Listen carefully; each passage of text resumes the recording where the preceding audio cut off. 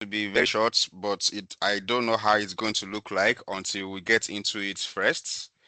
So, but I'm going to share my screen in a bit. But before I do that, since we are going to be talking about modeling in Power BI, I just like to establish the foundations first, just to be sure that we all are on the same page and we can also, be able to follow with the session. So I don't have slides, but I'm going to be presenting from my Power BI desktop screen when I'm ready to do that. So, but the first things first is, for me to talk about data models in Power BI and how important our data models actually are for our Power BI solutions.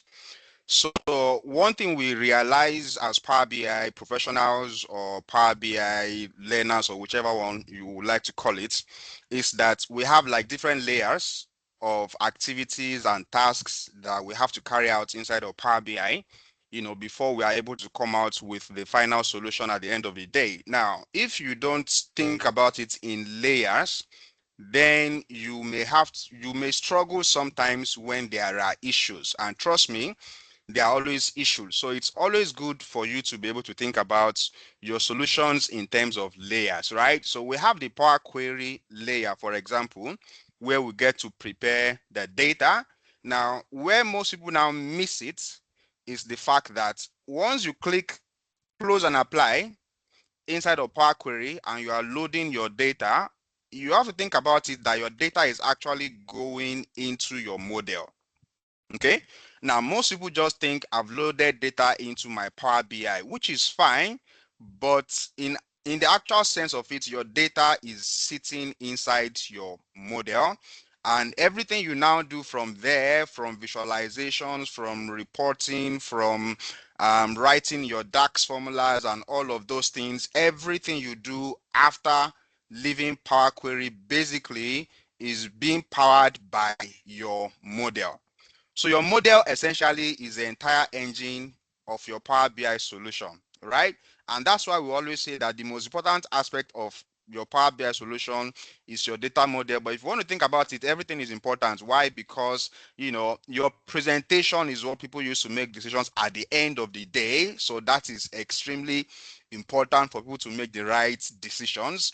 Now, your data that you're also using in Power BI, also has to be accurate, it has to be clean. So that's also extremely important also. So why exactly do we say your model is the most important? Because, even though your presentation at the end of the day is what people want to use to make decisions and it has to be good, you need to understand that your presentation does not create itself. Your model basically enables your presentation. Now, you may also want to talk about the fact that your model also does not create itself because Power Query has to create it, but you have to understand that Power Query is not Power BI, right? So Power Query is just an external tool that helps Power BI to bring in data into the model.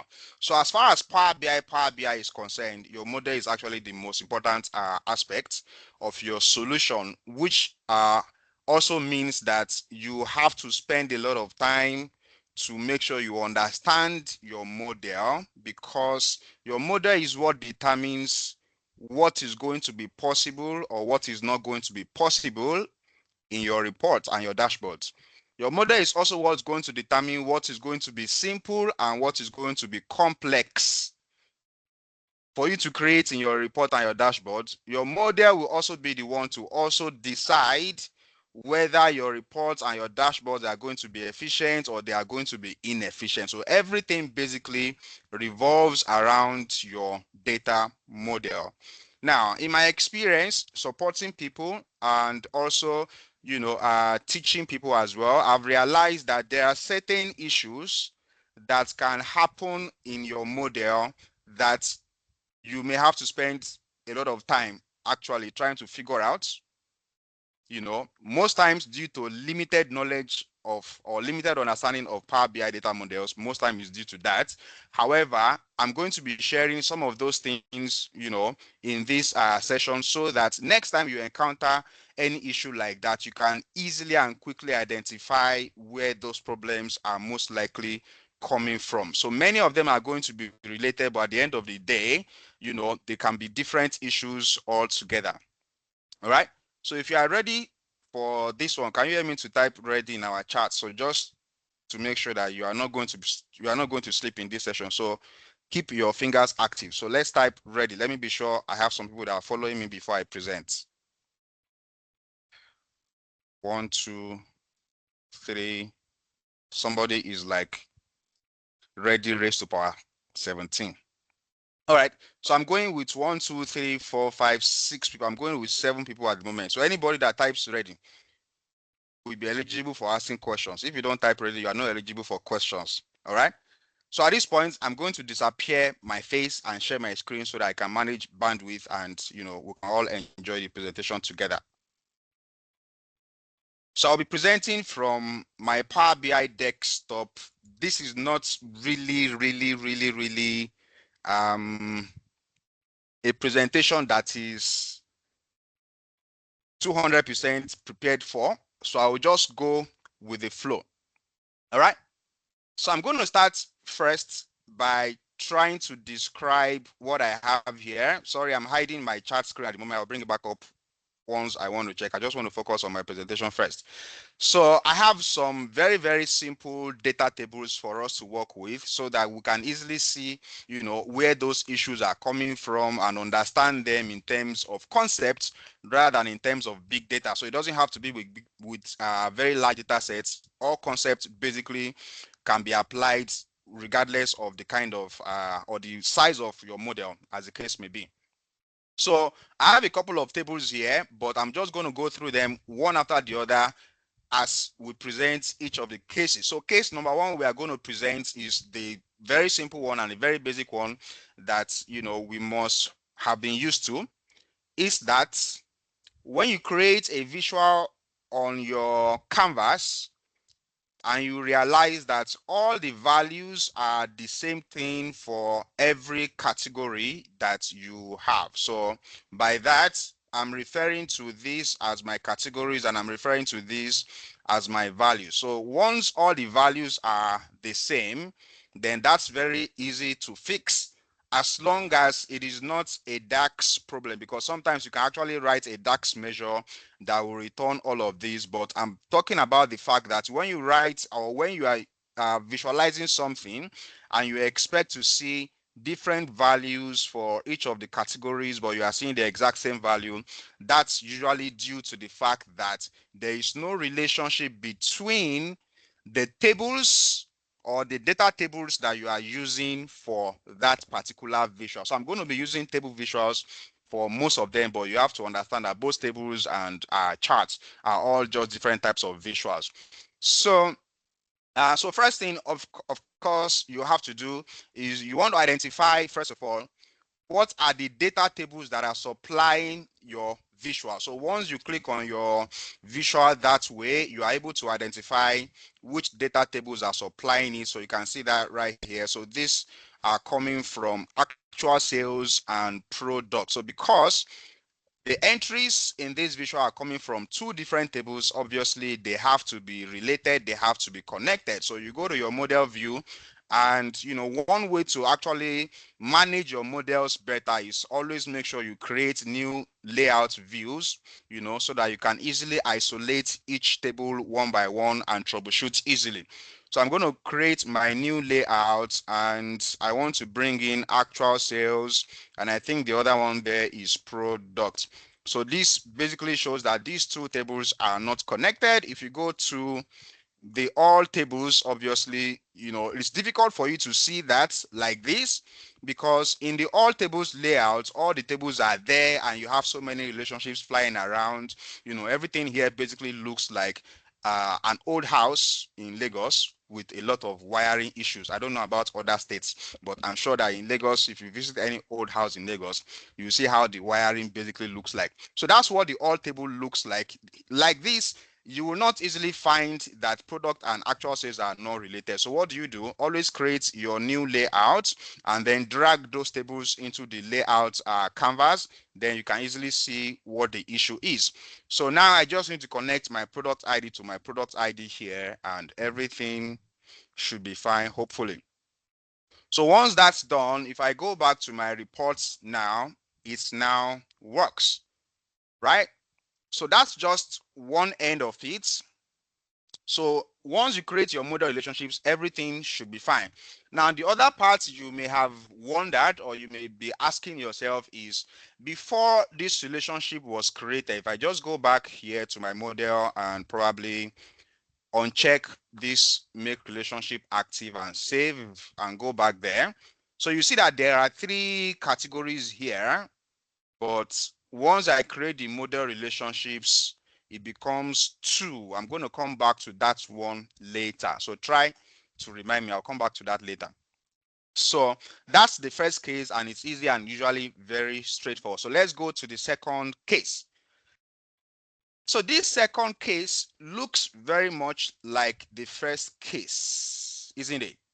So what does it seem like? It seems like, of course, the first thing we try to do or we try to see is, once all the values are the same, obviously there is no relationship between the data tables that are participating, just like I have here now.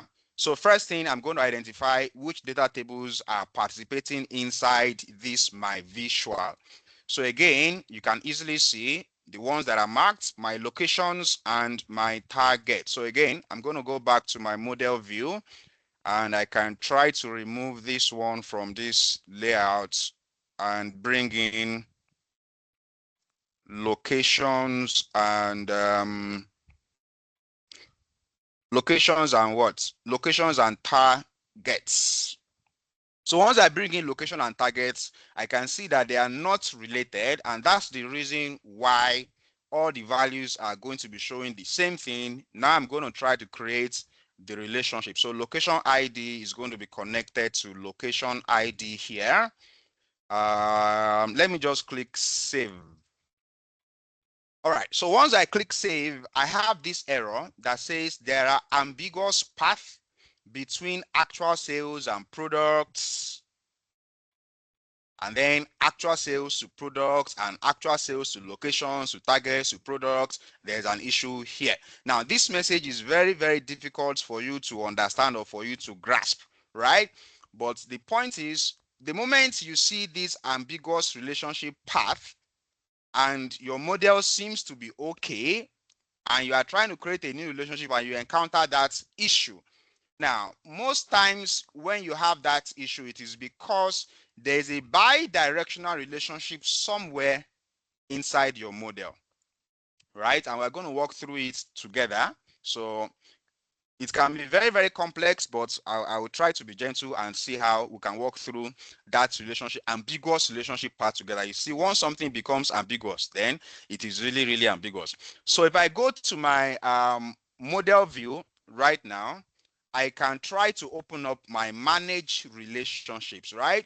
So this is because, first of all, I know that when I see that kind of message, then it is most likely that I have at least one relationship in my model that contains bi-directional filtering, right? So you can come to your manage relationships view like this and try to look for that one that has bi-directional relationship from there, you know, and then or probably go to use a filter, and under filter go to cross filter direction and look for the one that is both, right? So the one that is both is one that is bi-directional. So this way you can quickly and easily identify those relationships that are bi-directional. Now, apart from the fact that in your model you are not expected to have bi-directional relationships in your model, this is one of those reasons as well, right? So a standard Power BI data model should always have cardinality of many to one, okay? Many to one, and cross filter direction of single. So anything other than this in your model is a potential problem at the end of the day. So if you have cardinality that is not many to one and cross filter direction that is not single, then there is a potential issue ahead of you, right? So just like we have now, for example, there's already an issue. Just because there is one relationship in the model that is currently set to both ways in cross-filter direction. Now let's walk through what actually makes it ambiguous. So I'm going to pull in those two things or those two tables that are supposed to be ambiguous. So let me just go back to manage relationships, and that's between sales and location. So I'm going to bring in my actual sales, then I'm going to bring in my locations as well, right? So you can see that relationship is bi-directional. Through this arrow, you know it is bi-directional, and by default, once your cardinality is 1-to-1, 1-to-1, you are always going to have bi-directional by default. So 1-to-1 basically is what happens when the keys participating in the relationship have unique values on both sides. It means that, for example, under this actual sales, all the location IDs here are unique. There is no duplicates there. So they are all 1-1 each. Same thing applies to under these locations. This is the dimensions anyway. So this is expected to also be unique and also be 1-1 each. So when you establish relationship between these two tables, by default, you will always have this 1-to-1. And when you have 1-to-1 by default, you will always have cross-filter direction set to both ways. Now, most people always leave it like that, and then they are going to encounter issues at the end of the day. All right. So those are the two tables that are currently the issues, and I'm trying to create a relationship between targets and locations, right? So I try to create location ID to location ID. Then when I try to save, it shows that error message. So I can basically read the error message and figure out which other table is coming in here. So it says the ambiguous part between actual sales and products. I already have actual sales in my canvas, but I don't have products yet. So I'm going to bring in my products table as well. I'm trying to establish what makes this relationship ambiguous. So let's go through the flow together. All right. So I'll try to explain it maybe 2 times, or, if my first attempt is not good enough, I'll try a second attempt. All right. So first things first is that the direction of your relationships can be determined by the direction of the arrow that you see right there, right? So which means that for my highlighted relationship at the moment, my products table is the one filtering the sales table. That's what it means. At the same time, my products table is also filtering the target table, right? So you can follow the direction of the arrow to see where the filter is actually going to, right? So once you follow the direction of the arrow, you know where the filter is going to. Now, at the same time, because between actual sales and locations, this one has a bi-directional filter or filtering, because the arrow is pointing in both directions. What it technically means is that this products table right now, we have said it filters actual sales. Okay? Now, because actual sales also filters locations, if you follow the arrow, it then means that products filters actual sales, and because actual sales filters locations, technically products also filter locations. Please let me know before I proceed if that is clear enough. Before I proceed, before I move further, let me know if that's clear enough. So if you follow the direction of the arrow now, so the arrow is going downwards towards here. Okay, now this other arrow is also going downwards towards there. So technically speaking, this products table here is also filtering this locations table. All right. If that's clear, you agree with that, please let me know in chat. Is that clear enough before I proceed? That the products table is also filtering the locations table. All right, super. Super. Okay. So if the products table is filtering the locations table, right? And the products table is also filtering the targets table. Okay? So products table is filtering locations, products table is filtering targets, and we try to connect locations table to this targets table now. We try to make locations to filter targets. Then there's going to be an issue. There is going to be an issue. And I want us to settle down and think about it properly. So products can filter targets. Can filter locations. That's fine. Products can filter locations. That's fine. Now, products can also filter targets as well, right? So if we try to make locations to filter targets, can you help me to decide or to determine in how many ways can products filter targets? It looks like a jam question. So let me repeat it a second time. So let's go again. Products can filter locations, even though it is indirectly. It is indirectly. It's not directly filtering it, right? It is indirectly filtering it through this guy here. Okay? And all you have to do to know is just follow the arrow. If you follow this arrow now, up to this point, because the arrow is pointing down, you can follow it all the way to this point. So products can filter locations indirectly. Now, if we try to create one relationship now from locations to targets, okay, that relationship is going to have this arrow here, which means that locations is the one filtering targets.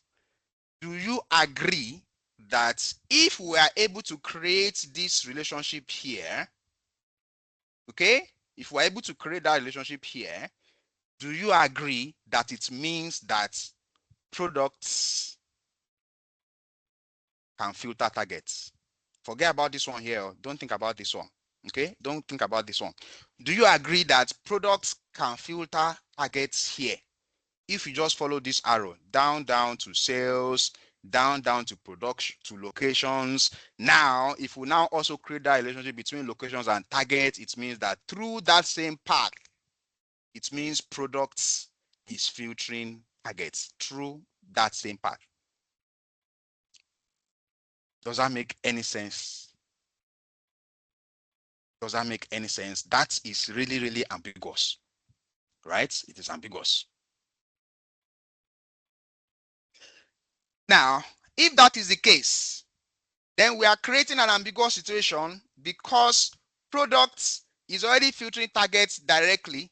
So if we are able to generate this one as well, then there's a problem. It now means that products will now filter targets in two different ways, right? Through two different paths. That's the issue. That's what it is actually complaining about when it says there is an ambiguous path, right? And that ambiguous path can even go beyond these products. So we can go to any other dimension, because once you have these two bi-directional relationship here, it automatically creates, or it automatically extends relationship to other tables. And this is why you want to try as much as possible to avoid having bi-directional relationships. So fixing that, first of all, will require that first we are going to try to fix this bi-directional relationship, right? And like I said, once you have unique on the two sides, by default, if you have unique here, you have unique here. By default, you are going to have a one-to-one. And when you have a one-to-one, by default, your cross filter direction is going to be both ways. Okay, so we are going to now manually resolve this issue because our standard relationship that we expect is to have a many to one, where the many side should always be the table that contains your values. Your fact table should be the one that should be the many side. Your dimension table should be the one that should be the one side. So we are going to change this cardinality to many to one. So many to one in this case is the table at the top is the one that has many, and the table at the bottom, right? So this is the fact table. So that's the one that has many. This is the dimension table. So that's the one that has one, right? So if the dimension table is the one at the top, then you are going to use one to many. But because fact table is one at the top, that's the many side, so we use many to one. But if you switch it now, you take this, you take locations. Where's locations? All right, can select that. Okay. All right, so it's fine. It's already fixed. But if we had locations at the top, then we're going to be using one to many. But because we have that one, so we use many to one. So once we change cardinality to many to one, then we are going to be able to change our cross filter direction to single, and we're going to save that. Then we can now try to connect our locations to location ID here. Save. And it's still ambiguous. Why is it ambiguous? Anybody tell me why it's ambiguous?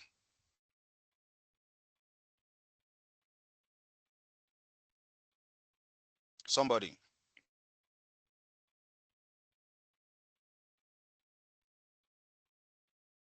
Who is with us? Unique values in both tables. All right, so because we have unique values in both tables, our cardinality by default is set to one to one, which we don't want. We are going to make that one many to one, cross filter direction, single, right? And we are still unable to save. So what's it saying now? Actual sales to product to and targets issues. So let me try that again. Location ID to location ID here. Cardinality many to one, cross filter direction single, and there is here ambiguous path between actual sales and products. Actual sales. Yep. Yes, please go ahead. Should be meant to one or one to many. I think the location is the one side. See my direction. What did I choose? So you just want no before no for location when you did for location and target. Location and target. All right. So I picked it wrong, right? All Yeah, right. you Super, choose super. many to So one. locations is at the top. So it should be one to many. So you are following me, right? So location is at the top, just like I explained earlier. Locations is at the top. That's the one side dimension, and then this one is a fact table. All right. So now it works. Excellent and all good. And if I go back to my report now, that should be fine. Okay. So the key thing here is once you have an ambiguous relationship path, then there's a bidirectional relationship somewhere inside your model. And of course, it's also good that that particular error came up. And, basically, you always want to watch out when you are set, especially when you have a one-to-one. So every time you have a one-to-one like that, then it becomes important for you to watch out which table is at the top and which table is at the bottom.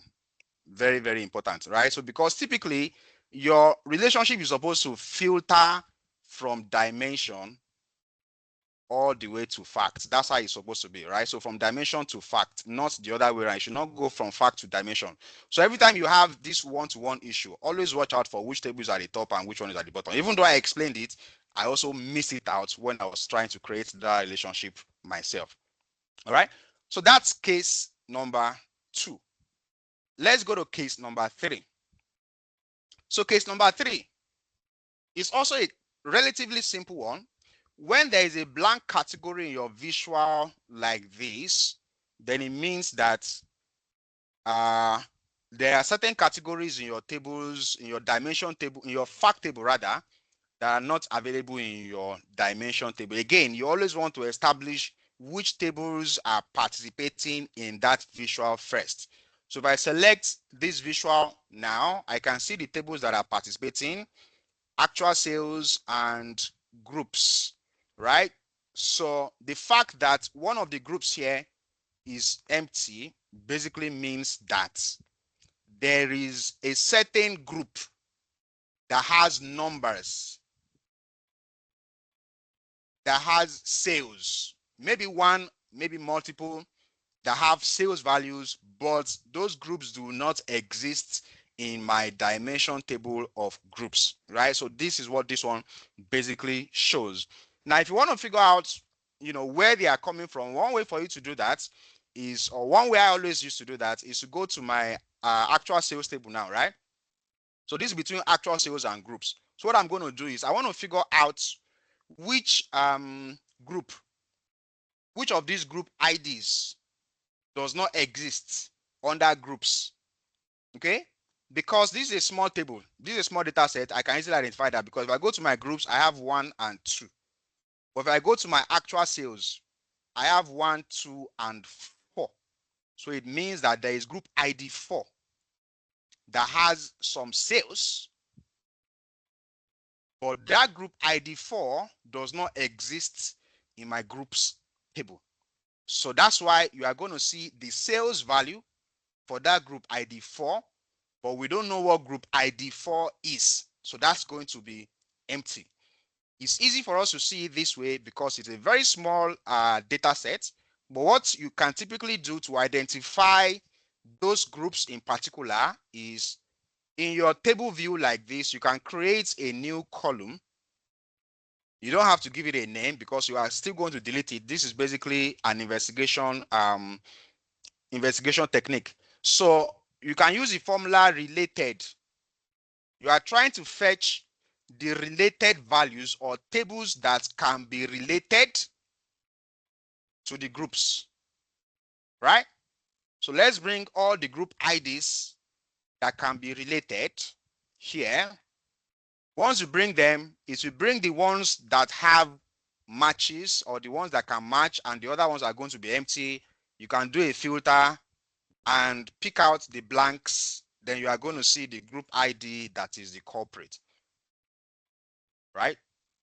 So you can pick out the group ID that is the culprit, and then however it works for your report, you can perhaps apply a filter in your report that is going to remove it, the blanks, or you are going to keep it, or you need to investigate and you need to fix something from the data source and things like that, right? So I'm going to try to say group, and I'm going to uncheck the blank if that is the fix, or sometimes the fix might be to go to the data source and maybe any other thing that may be the issue, right? So for the second table, the same thing. So I'm going to try to identify the data tables that are contributing to this visual, that's actual sales and attendance.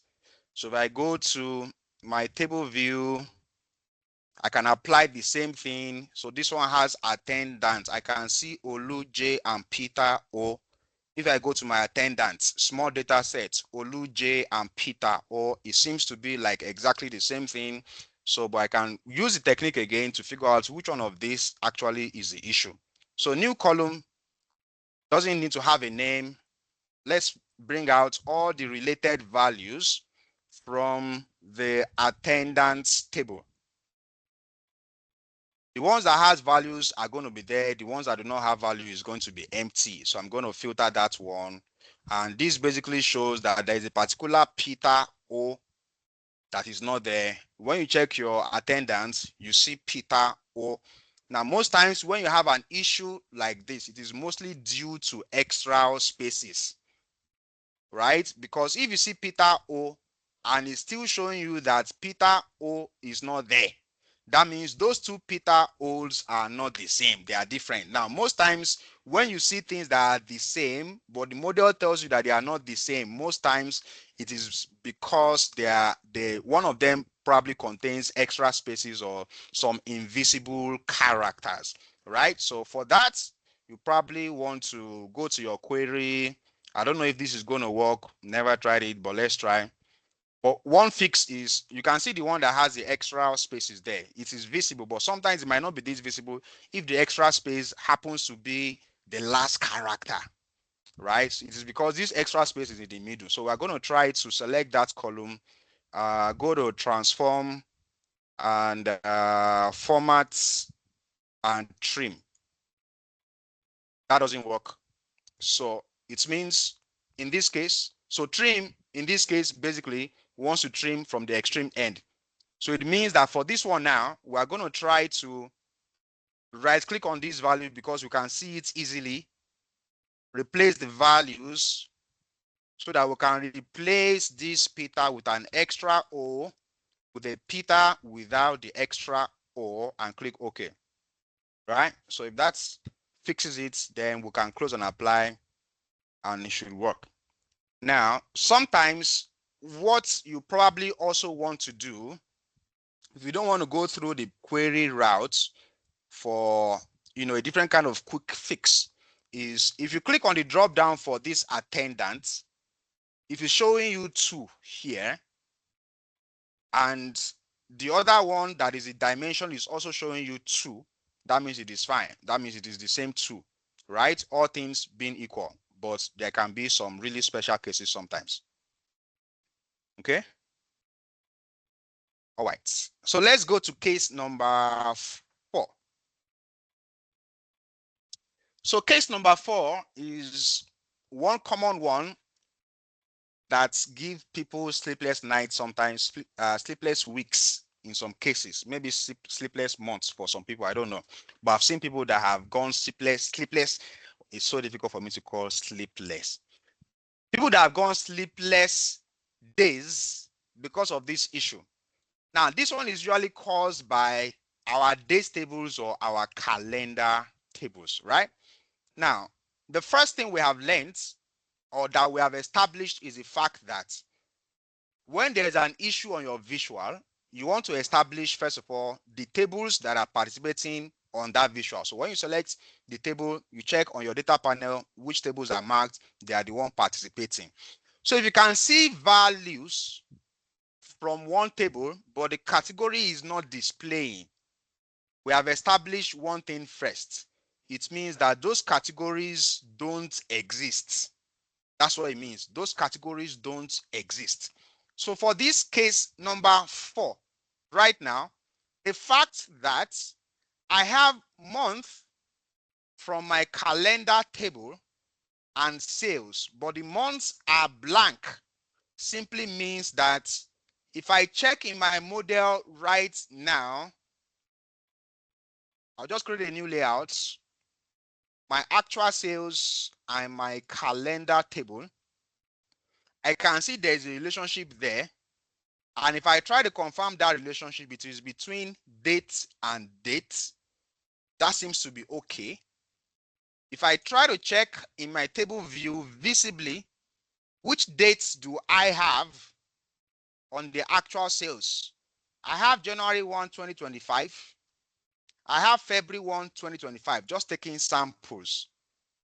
If I check in my calendar, I have January 1, 2025, and I also have February 1, 2025. So ideally, this visual should be fine, because the only time it should show blank is when the categories don't exist. But in this case, the categories exist because I can see my 1st of January and my 1st of February in my fact table. I can also see those things in my date dimension table as well. Well, the fact is the fact. It doesn't exist. Even if visibly, you can see it visibly. This is 1st of January, that's 1st of January, this is 1st of February, that's 1st of February. But the reality is that if that is actually existing, the visual will work perfectly fine. Okay. Now, in most cases, when you have an issue like this, it is usually because the date in your fact table is carrying date time and not date, right? So I'm going to go to my my query, and you will see that my date here contains date and time, right? So whereas in my date table, I have just normal regular dates. Okay? So if you think about it, this one says 1st of January 2025. But the one in my sales data shows 1st of January 2025, 1301. So those two guys are not exactly the same thing. They are not the same, right? One contains time, the other one does not contain time. If this were to be 0000, it would have been perfect. So this one usually allow people to, makes people spend sleepless nights a lot, and it can be very tricky because you may not easily see it. So what you want to do is to ensure that your date column in your fact table is not date time. Apart from the fact that, modeling techniques, modeling efficiency also does not really permit us to keep date time columns. You want to separate your date columns from your time columns. So the simple fix for this one will be to right click on this my date column, go to transform and keep date only, right? So remove the time elements. That should work. When I close and apply, that should be fixed. All right. So let's go to the final case, case number 5. Now, case number 5 is not very common, but it's something that can give you a lot of stress. Okay. So if you look at this, my chart right now, how many days of the week are we supposed to have? Sorry, I want to engage you. How many days of the week are we supposed to have? Somebody, please type for me. I just want to be sure we're on the same page. How many days of the week are we supposed to have?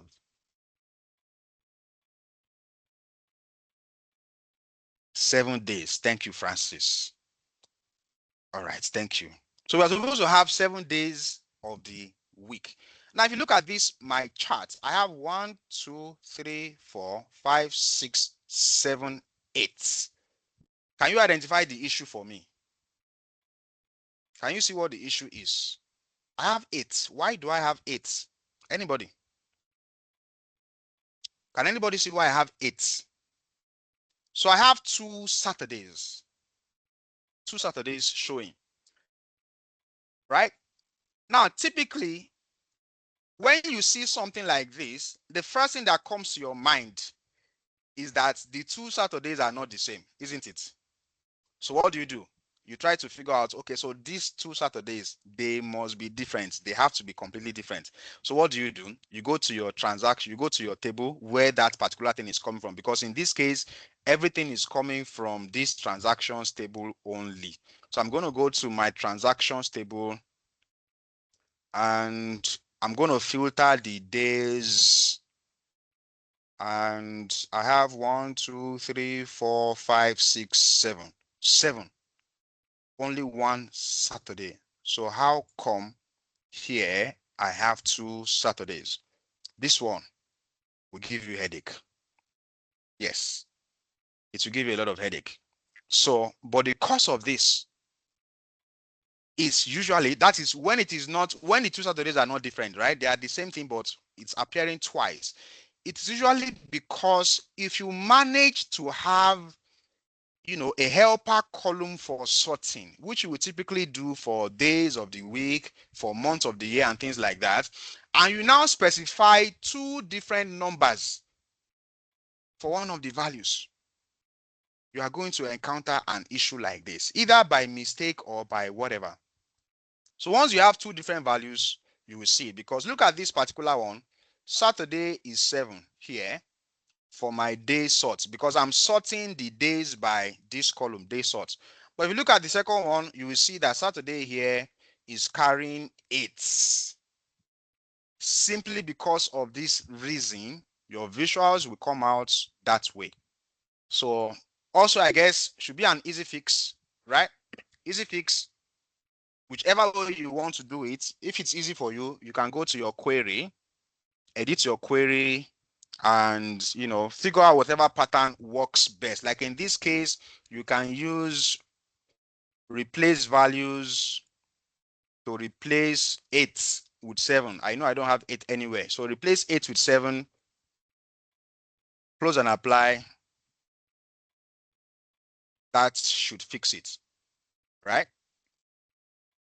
Or alternatively, because sometimes if it takes like forever for your query to load, okay, because in reality it's not this simple. In reality, sometimes if you make a simple change, you are loading for the next 5 minutes or for the next 10 minutes or 15 minutes. It all depends. So sometimes you want to be very lazy.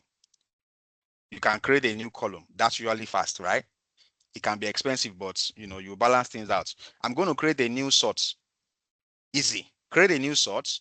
And all I want to do is I will say if my day sort is equals to 8, then return 7.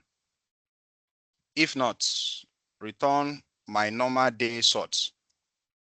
So I have a new column now that is normalized. I'm going to try to use that column to sort by my new sort. Has he answered me? Okay. Yeah. You can use that as well. All right.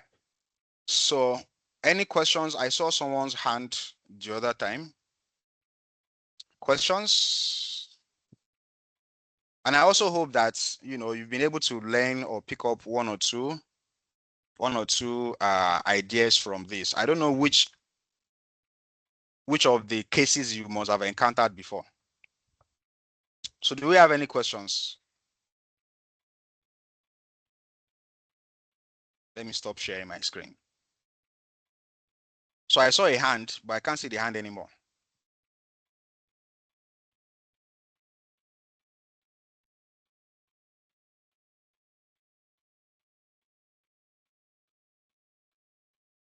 All right, so no questions? All good.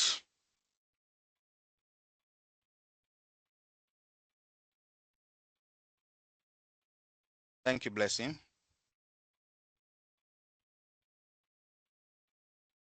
All right, so in the absence of questions, I should be handing back the microphone.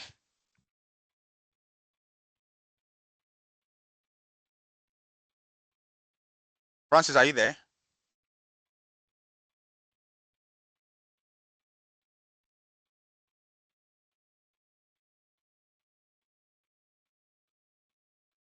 Okay, so let me just ask, has anybody Okay, encountered any of these issues before? Anybody? I'm just doing a small survey. Anybody, have you encountered any of these issues before? I mean, have you seen any of these issues before that you never knew, what the cause is or what caused it that you now have answers to? Yes, yes, yes. Some of the issues, there are answers to them, but I think the one that had to do with the many one-to-one relationship that were converted, I think I've had that issue before, but for some reasons I just disconnect and find a way to work around it without even connecting the tables at all. But the one thing I've also observed that I don't know, when we created that sort column just now, I know I've had Yes. situations where I create a sort column like that, and when I try to sort with the particular column, I get this secular dependency issue. Now, when I get that issue sometimes, the strange thing is that if I delete that column and go back to Power Query for some reason, It works. it works. But Yeah. the only challenge is if the column I'm trying to sort was also a calculated column that wasn't created in Power Query, that's where it becomes an issue. And for some reason, I'll just tell myself, let me leave it there for now. I won't bother. I'll Okay. just leave the sort. So I don't really know why that thing is always happening sometimes. Yeah. Since I think I have like 15 minutes, let me just quickly, jump on that. Yeah. Maybe I'll add it if I'm doing another presentation another time. So when you create a calculated column and you use a calculated column to sort, you can have circular reference issues, right? So let me try something like that. So I'm going to manually create a calculated column to sort these days. So let me start by deleting what I have first so that it's not confusing. So delete and delete this. So let's say that I create a new column now, and I'm calling this column week. I probably should not have deleted those ones. Weekend. Okay, weekday type. So let's call it weekday type. So weekday type, I say is if the day column happens to be any of Saturday or Sunday, if the day type is any of this, then you should return weekend. Otherwise, you should return weekday. So this is a calculated column, right? So Sunday and Saturday are going to be weekends.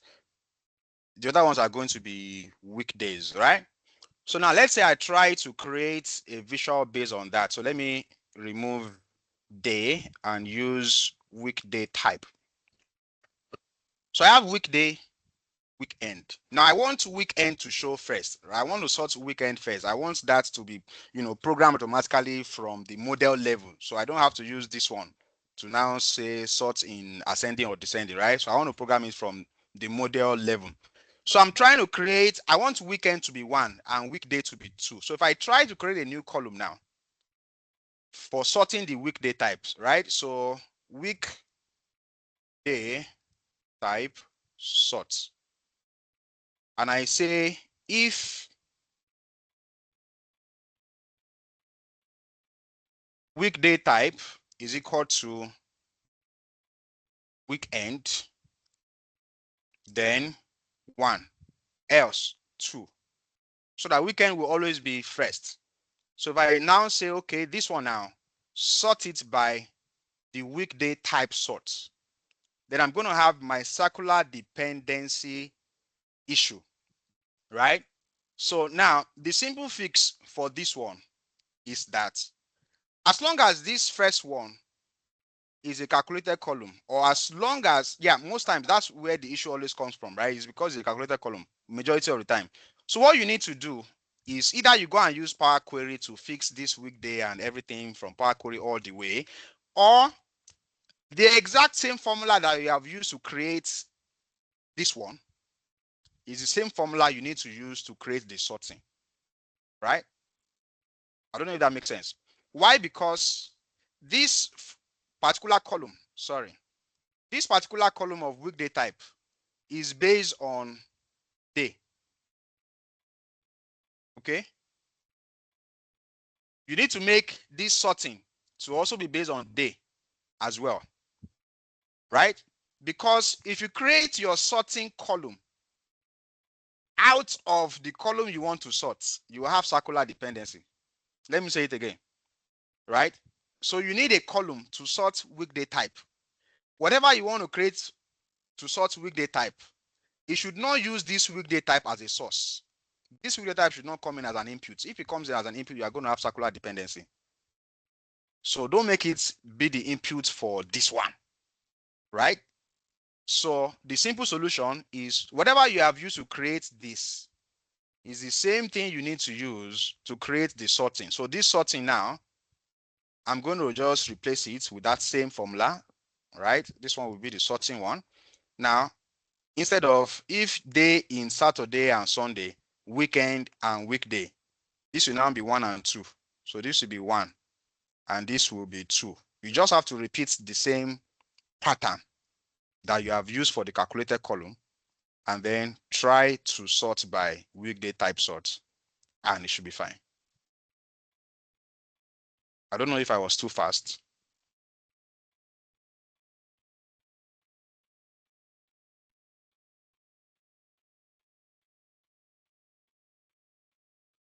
Mohammed says, we have any other way to sort months or days column without using sorting numeric column? Are you saying we have or asking? It doesn't have to be numeric column anyway. It can always be anything. As long as it is naturally progressive, it can work, right? For example, this 1 and 2 can even be 1 and 1.1.01. As long as it is progressive that way, it will work. 1 and 1.01. It can even be A and B. A and let this one be B. As long as it is progressive that way, it will work, right? You will still have your weekend and your weekday. Sort by weekday type and sort ascending. So weekend will always show before weekday.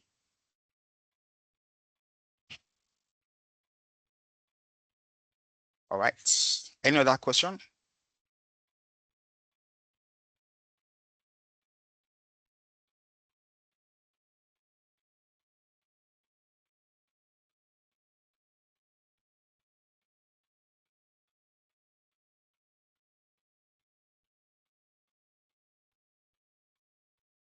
Yeah, question.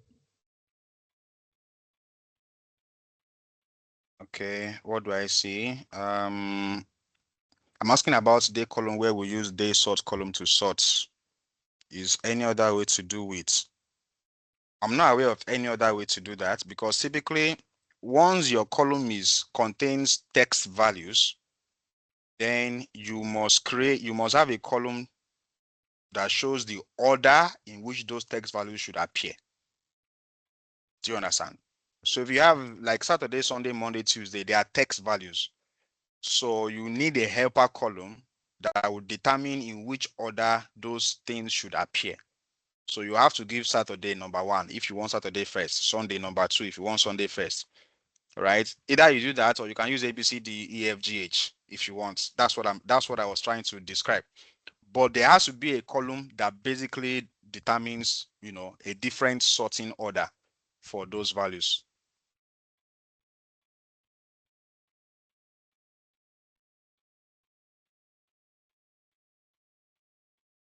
Thank you. Thank you very much, sir, for that amazing presentation. Please let's appreciate Boss Ahmed Oyelowo. It's not easy to bring him here. I know a lot of us we learned from this session, so let's just appreciate him virtually. We can use emojis to appreciate him. Yeah, it's a lot because data modeling is very important, as he said during the session. So we just want to say thank you for your time, for coming around to teach us. Yeah, and also to the first speaker, Boss Olayemi. We really appreciate your time. And then to everyone that came for today and this month's meetup, we really appreciate you. As Francis said earlier, we are preparing for the Global Fabric Day next month. So more information would come in regarding that.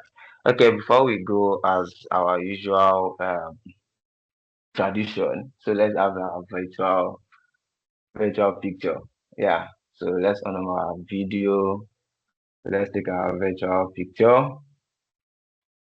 So for those that want to put on lipstick, put on different things, tie your gilly, we're waiting for you. So let's do that so we can take our picture. Thank you, Ahmed.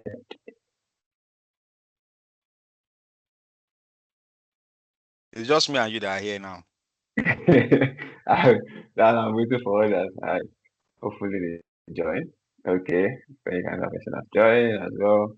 Waiting for others. Let's join. So we can take that very fast. Okay, we have 4 now. Who's joining us?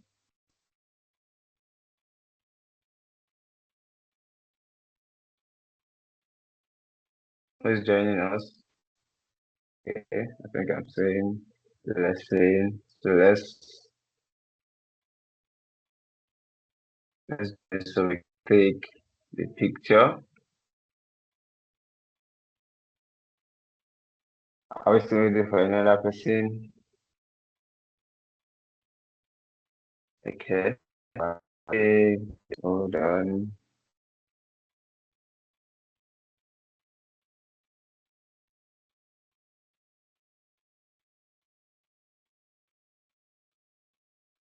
So then, I think I got Francis is here. Mhm.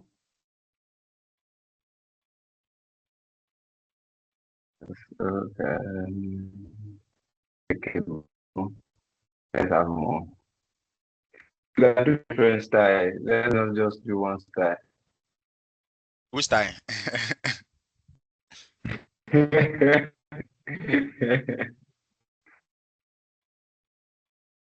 Let me Yeah, copy I think we Francis. have more.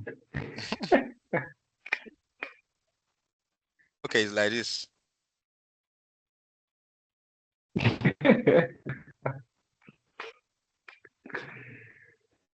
I think I'll see people now. So let me take just hold on. Alright, I think I have it. Thank you very much, everyone, for our time. So let's do also have a productive day ahead. Bye, everyone.